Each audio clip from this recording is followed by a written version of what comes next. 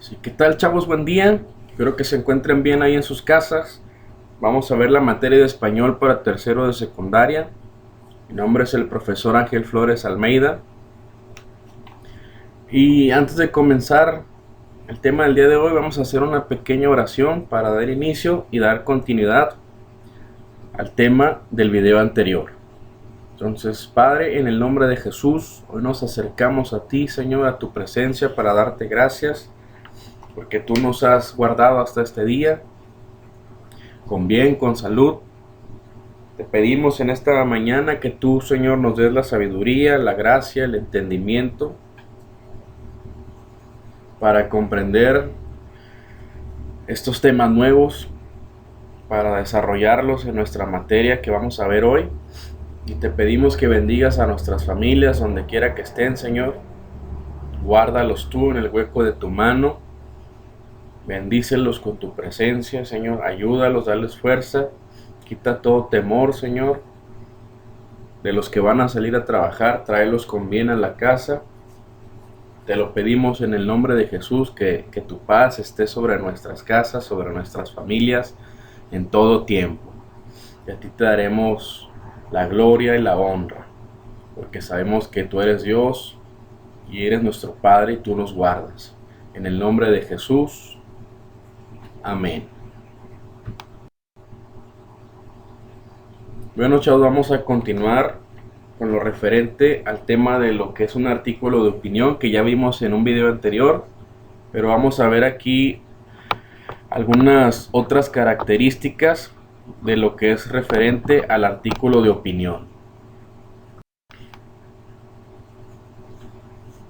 Bueno, ya vimos que un artículo de opinión presenta una opinión personal de quien lo escribe o el escritor, análisis de diversos temas, normalmente polémicos, trae una libertad expresiva de los escritores o articulistas.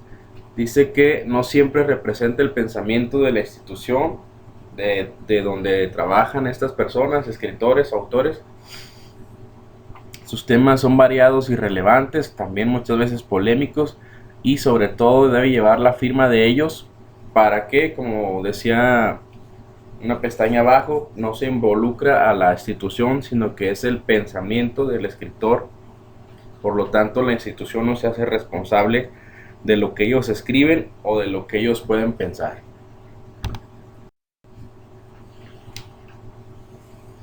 Entonces, por ejemplo, aquí los artículos de opinión y las noticias son muy similares, pero tienen propósitos diferentes. Les dice que ambos se publican en periódicos, revistas, noticieros, medios electrónicos, etcétera, pero su propósito, su estructura es diferente. Por ejemplo, en la noticia, su propósito es solamente informar, mientras que el artículo, por medio del escritor, es formar una opinión hacia el lector o hacia las personas que lo estamos escuchando. Por ejemplo, en la noticia es importante describir los sucesos y recuperar las declaraciones que hacen algunos testigos o autoridades. En el artículo, lo más importante es la expresión y defensa de una postura frente a lo que acontece. Entonces, en la noticia solamente es informar, no da un punto de vista, no da una opinión, no da una argumentación, sino que solamente describe los sucesos y trata de recabar información de algunas personas que fueron testigos, pues para darle esa seriedad o esa veracidad a la noticia. Y en el artículo no, sabemos que el articulista o el escritor va a defender su punto de vista frente, por ejemplo, a esa noticia, si le parece bien o no. Los textos argumentativos está considerado el artículo de opinión dentro de esta clasificación, que suele tratar temas polémicos, o sea, temas sobre los cuales se pueda tener diversas posturas. Por ejemplo, temas polémicos como el bullying, el aborto, el cambio climático, temas donde mucha gente puede dar su punto de vista y algunos pueden ser expertos en ellos.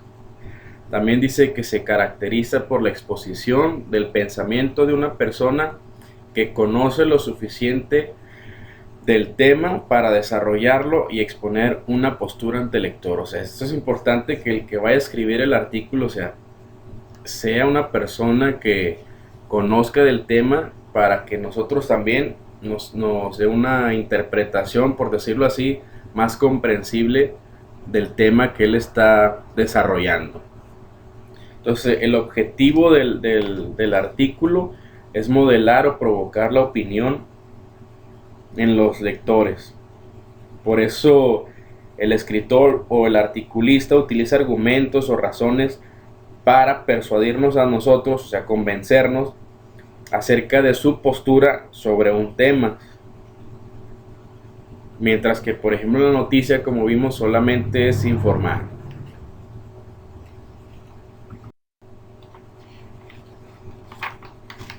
La estructura. Ya vimos también a grandes rasgos que se define en 3 partes, pero aquí solamente vamos a mencionar o resaltar algunas cosas dentro de esas tres grandes divisiones en que se hace el artículo de opinión. Por ejemplo, dice que debe llevar un título atractivo para el lector, para recuperar el tema de que se va a hablar, perdón, o la postura que se tiene frente a él. También dice que debe llevar un párrafo introductorio, que es la tesis, donde se plantea el problema o se recupera la noticia. Y después ya es donde entra nuestra expresión, en este caso del articulista, los argumentos o razones para apoyar su postura. Entonces, dentro de estos argumentos hay varios ejemplos que podemos encontrar a continuación. Por ejemplo, los argumentos que podemos dar a conocer, o que el articulista puede dar a conocer, son datos estadísticos, o sea, son argumentos de hechos reales, con cifras de lo que se trata referente al tema que va a exponer. Citas de autores reconocidos o expertos son argumentos de autoridad, o sea, gente de peso, gente que es experta en el tema, que sabe, que ha dedicado años a estudiar el tema, que tiene experiencia en el tema, que no nada más va a hablar porque sí, sino que tiene esa argumentación de peso, esa responsabilidad o autoridad para poder decir de lo que se está tratando. Entonces también dice que puede utilizar frases de situaciones problemáticas deseables, por ejemplo, argumentos de apelación a las consecuencias. También nos dice que señalamiento de las consecuencias positivas o negativas de un hecho son otro tipo de argumentación, por apelación a consecuencias también. Dice presentación y valoración del antes y después de un suceso, argumentos por valoración. Pues es como decir, da su punto de vista referente, o sea, hace mención de cómo era antes el problema, después si se llegó a mejorar con alguna actividad o algún hecho que se realizó. Entonces es donde marcamos un antes y un después, que se puede utilizar también como un tipo de argumento para el articulista o para el escritor poder dar su punto de vista. O sea, puede utilizar este tipo de argumentación de hechos, de autoridad, de apelación a las consecuencias. Pueden ser consecuencias positivas o negativas, o argumentos de valoración, donde damos el punto de vista de un antes y un después de que se haya realizado una actividad, para ya sea en pro o en contra en lo que se refiere a este tema. También dentro de los textos o argumentativos o el artículo de opinión, dice que podemos encontrar la contraargumentación. ¿Qué es esto? Es un argumento negativo o refutación relacionado con la opinión por algún escritor y nos indica que no está de acuerdo con ello. Por ejemplo, esto normalmente lo vemos más seguido o común en los debates.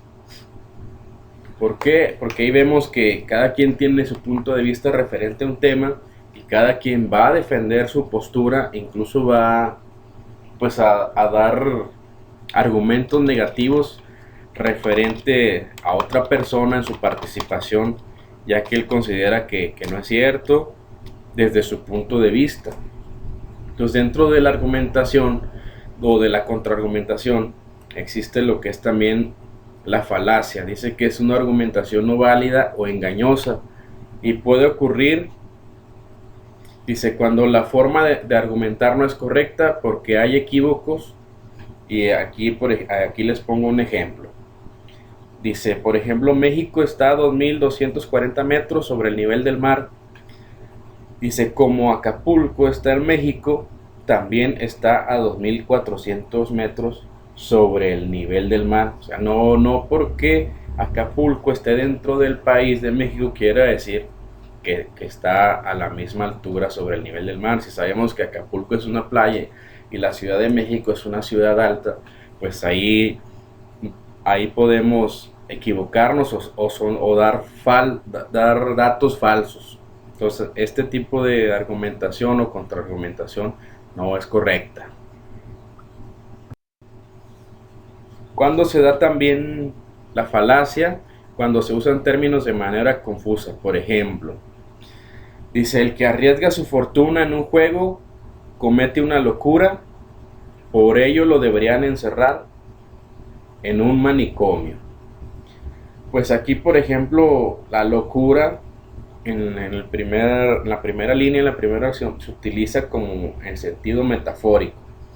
Y después en la segunda línea lo utiliza en un sentido literal como una enfermedad. Entonces no queda claro si estamos dando dos puntos de vista referente a lo que es la locura, de una manera literal y una manera metafórica, pero que nosotros al exponerlo, que tal vez es donde podemos confundir a la gente, o sea, si está loco o no está loco, ¿qué debemos hacer? Entonces, si nosotros utilizamos ese tipo de argumentación, pues podemos traer confusión a las personas que nos leen o nos están escuchando. Dice, otra causa también, dice, por atribución de hechos de causas falsas. Por ejemplo, dice, en las pandillas los integrantes se reúnen para causar daños a otros. Por eso es mejor no permitir que los jóvenes se agrupen o formen asociaciones. Entonces, aquí estamos atribuyendo que todas las pandillas o que todos los grupos de jóvenes, de personas, se reúnen para hacer daño a otros, lo cual es falso. Estamos diciendo o haciendo una afirmación en general de todos los grupos de personas y sabemos que esto no es así. Entonces estamos clasificando o dando por hecho cosas que no son reales y nosotros las estamos afirmando. Por eso también aquí es donde pues no debemos de fijarnos en no utilizar a veces este tipo de argumentación, ya que estamos dando hechos a lo mejor de una minoría y estamos señalando a todos los grupos de personas o integrantes que se reúnen en un grupo y no es así. Otro ejemplo también dice que se puede hacer al usar amenazas.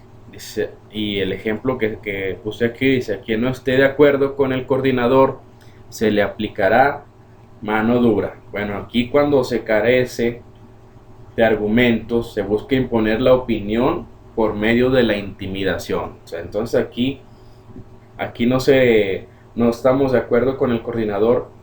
O sea, por ejemplo, aquí no se justifica el apoyo al coordinador, solo se amenaza para imponer la decisión. Entonces vemos que hay diferentes tipos de argumentación y que nosotros debemos, al momento de escribir un artículo de opinión, pues tratar de no caer en esta clasificación de textos argumentativos o contraargumentaciones falsas, porque pues vamos a hacer que nuestro artículo pierda cierta veracidad o nos va a ver a nosotros que no sabemos mucho acerca del tema. Entonces que solamente vamos a estar, por decirlo así, cantinfleando, que no tenemos idea o que sabemos muy poco. Por eso al principio de la presentación de este tema hablábamos que se necesitaba conocer o profundizar acerca del tema antes de poder dar nuestro punto de vista o nuestra opinión. ¿Para qué? Para al momento de que nos lean formar nosotros un punto de vista en los lectores, pero tratar de darle los hechos reales, causas, efectos, cosas que sean correctas, y de ahí entonces ahora sí modelar un punto de vista o persuadir a la gente a través de lo que nosotros estamos escribiendo. Entonces, chavos, sin más por el momento, por su atención, gracias. Les recuerdo que estén subiendo sus tareas o trabajos en tiempo y forma a la plataforma. Si tienen dudas, comentarios, ahí los vamos a estar resolviendo y vamos a estarle dando seguimiento. Y nada más recordarles también las recomendaciones por tiempo de contingencia: estar en su casa, ya saben, lavarse las manos constantemente, agua y jabón. Si van a salir de su casa, no se les olvide utilizar el cubrebocas. Entonces, chavos, sin nada más, me despido. Nos vemos en el próximo video y les mando bendiciones hasta sus casas. Nos vemos.